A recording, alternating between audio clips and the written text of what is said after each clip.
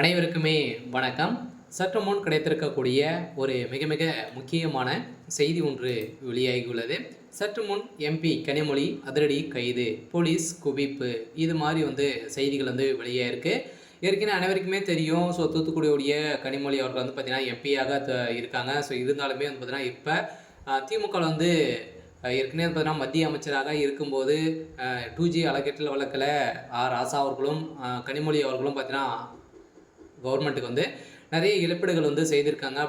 இவர் மீது பார்த்தீங்கன்னா நிறைய வழக்கு பதிவுகளாம் செய்து இவர் பார்த்தீங்கன்னா இந்த வழக்கின் அடிப்படையில் சதுரடியாக விடுவிக்கப்பட்டது. இந்த வழக்கின் அடிப்படையில் இப்போ அதிரடியாக பார்த்தீங்கன்னா இந்த 2G ஊழல் வழக்கை அவசரமாக விசாரிக்க வேண்டும் என சிபிஐ வலியுறுத்தலை செய்திருக்காங்க. இதன் அடிப்படையில் தான் இப்போ அதிரடியாக கனிமொழி அவர்கள் டெல்லி உச்சநீதிமன்ற வழக்கை விசாரணைக்கு தயாராக உள்ளதாகவும், அதே மாதிரி பார்த்தீங்கன்னா இவருக்கு அதிரடியாக 7 ஆண்டுகள் சிறை தண்டனை விதிக்க போகிறதாகவும் தகவல் வெளியாகி வருது. சில திமுகவில் பார்த்தீங்கன்னா எம்பி கனிமொழி அவர்களுக்கு எந்த ஒரு சப்போர்ட்டுமே கிடையாம தான் இருக்காரு. இந்த நேரம் பார்த்தீங்கன்னா கனிமொழி அவர்கள் பாஜக இணைய போகிறதாகவும் ஒரு தகவல் வெளியாகி வருது. இது நடக்குமா அப்படின்றத தெரியல.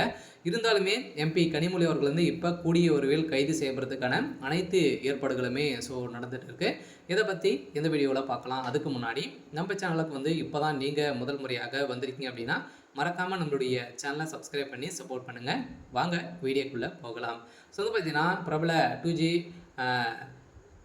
எக்ஸ்பெரிமெண்ட் ஒதுக்கீடை வழக்கில் முன்னாள் தொலைத்தொடர்பு அமைச்சர் ராஜா மற்றும் 16 பேர் விடுவிக்கப்பட்டதை எதிர்த்து தாக்கல் செய்யப்பட்ட முறைகேடு விசாரணைக்கு தயாராக உள்ளது என்று மத்திய புலனாய்வு பிரிவு சிபிஐ பார்த்தீங்கன்னா வெள்ளிக்கிழமை டெல்லி உயர்நீதிமன்றம் தெரிவித்துள்ளது.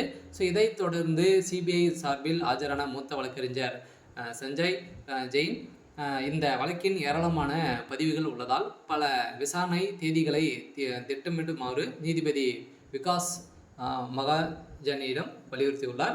இதன் நிலையில் நீதிமன்றம் பல தேதிகளை வழங்க வேண்டும் என்றும் நான் கேட்டுக்கொள்கிறேன் என்ற சமர்ப்பணம் செய்திருந்தார். இந்த கோரிக்கையை கவனத்திற்கு கொண்டு வந்த நீதிபதி மகாஜன் இந்த வழக்கை ஜூலை 18ஆம் தேதி விசாரணைக்கு ஒத்திவைக்கப்பட்டுள்ளது அப்படின்ற மாதிரி எப்போ வைத்திருக்காங்க. இந்த நிலையெல்லாம் வருகின்ற ஏற்கனவே நடந்த டிசம்பர் 2007 இதற்கு இந்த திரும்பத்தை கண்டது. இந்த ஊழல் தொடர்பாக சிபிஐ மற்றும் அமலாக்கத்துறை இயக்குநராக வழக்கறிஞர் இருந்தார் ராஜா. திமுக எம்பி கனிமொழி மற்றும் 15 பேர் சிபிஐ நீதிமன்றத்தில் விடுவிக்கப்பட்டது. இந்த அலைக்கற்றல் வழக்கின் ரூபாய் பார்த்தீங்கன்னா 2G அலைக்கற்றல் வழக்கில் 30,984 கோடி இழப்பீடுகள் ஏற்பட்டதாக அரசுக்கு இழப்பீடுகள் கேட்டிருக்காங்க. இந்த நிலையில் தான் இப்போ அதிரடியாக இது செய்தது.